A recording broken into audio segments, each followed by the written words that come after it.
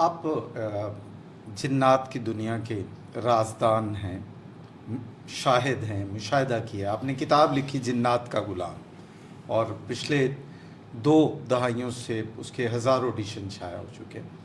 یہ بتائیں کہ جنات کو قابو کیا جا سکتا ہے؟ جنات کو قابو کیا جا سکتا ہے۔ دیکھیں، قابو کیوں نہیں کیا جا سکتا؟ آپ میرا اگر یہ سوال ہے۔ اسلامی اگر محقق جو ہیں، پہلی بات تو یہ ہے، میں اپنا تجربے کی بات میں بات کرتا ہوں، میں نے تو دیکھ لیا ہوا ہے۔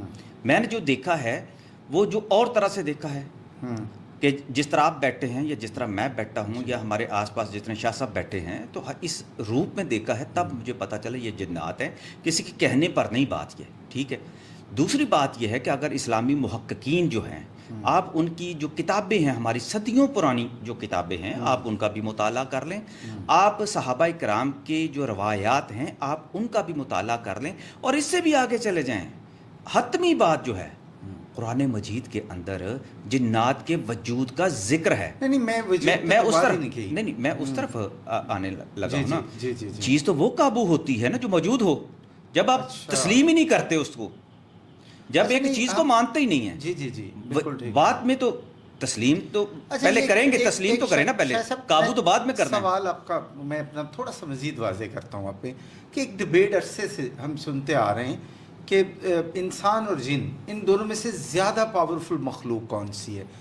سننے میں آتا ہے جنات نے کسی شخص پر قبضہ کر لیا، یا اس پر سایہ ہو گیا، یا اس کے اندر آ گئے، اس پہ ویسے آگے سوال آنے ہیں۔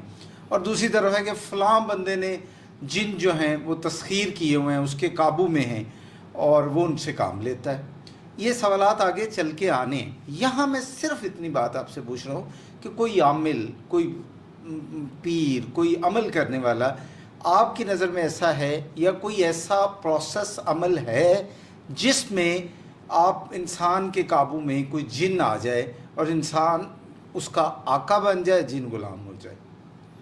خالد صاحب، یہ سارے کے سارے جو ہے انسانی جو ہے خواہشات کے مطابق اور ان انسان کے ذہنوں میں بیٹھے ہوئے وہ سوالات ہیں جن کی میں بات کروں۔ اس پر میں نے کافی پہلے بھی باتیں کی ہیں۔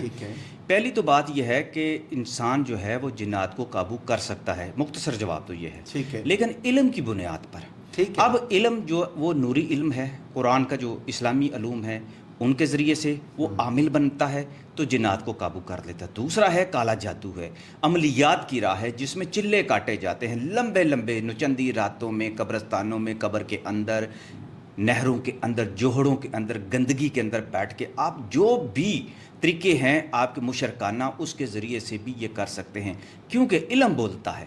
علم چاہے وہ کالا ہے یا نوری ہے، جو بھی علم ہے، ہر چیز علم کی محتاج ہے۔ اب اس علم کو تو انسان ہی یوز کرے گا نا، جب وہ یوز کرے گا، وہ اپنی خواہش کے مطابق جنات کو قابو کرنے کی کوشش کرے گا تو کر لیتا ہے، لیکن ہر انسان جو ہے وہ جنات کو قابو نہیں کر سکتا۔